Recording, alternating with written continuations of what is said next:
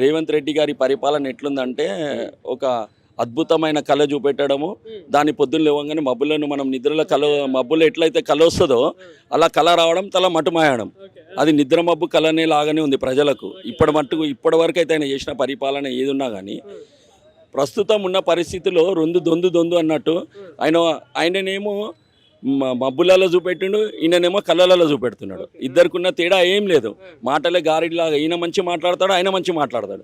కానీ ప్రజలు వచ్చే వరకు ప్రజలకు ఎసుంటి స్కీమ్ లేదు, ఎసుంటి లబ్ధి లేదు, ఏం లేదు. అది ఏదో బస్సుది అన్నాడు. ఆ బస్సు మాత్రం గవర్నమెంట్ కాబట్టి ఈజీగా అయింది కాబట్టి చేశాడు.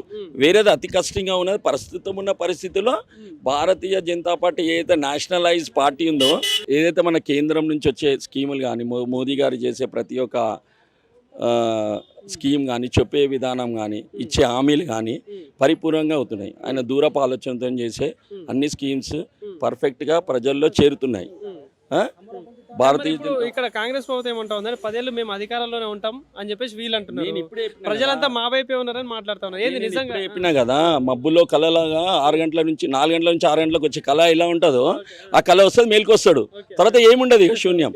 అదైతే ఇప్పుడు ఇచ్చే మాట విధానం అయితే అలా విధంగానే రేవంత్ రెడ్డి గారు మాట్లాడుతున్నారు. నాకైతే 100% అదే అనిపిస్తుంది.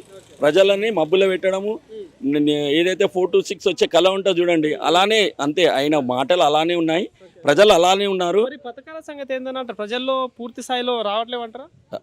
ఇక్కడ వచ్చిన ఏది వచ్చింది, ఏది పరిపూర్ణం చేశాడు, ఏ హామీని నియమించి ప్రజలకు చేరిందో ఆ విధానం అదొకటి చూపెట్టమనండి. ఇప్పటివరకైతే అదే చెప్తా ఉన్నారు. ప్రతి మీటింగ్ లలో రైతు బంధు ఇచ్చిన, రుణమాఫీ ఇచ్చిన అంటున్నాడు, విడో పెన్షన్ అన్నాడు, ఇంకో స్కీమ్ అన్నాడు, సింగిల్ ఉమెన్ అన్నాడు, బ్యాచిలర్ అన్నాడు, ఎడ్యుకేషన్ అన్నాడు, మళ్ళీ ఏదో 1,00,000 ఉద్యోగాలు అన్నాడు, మళ్ళీ ప్లస్ ఏదో స్కూటీ ఏదో అన్నారు పిల్లలకు, మహిళలకు. ఏది ఇప్పటివరకు ఇవ్వలేదు. ఎక్కడ ఏది ఇచ్చిండో ఒకసారి ప్రూవ్ చేయమనండి.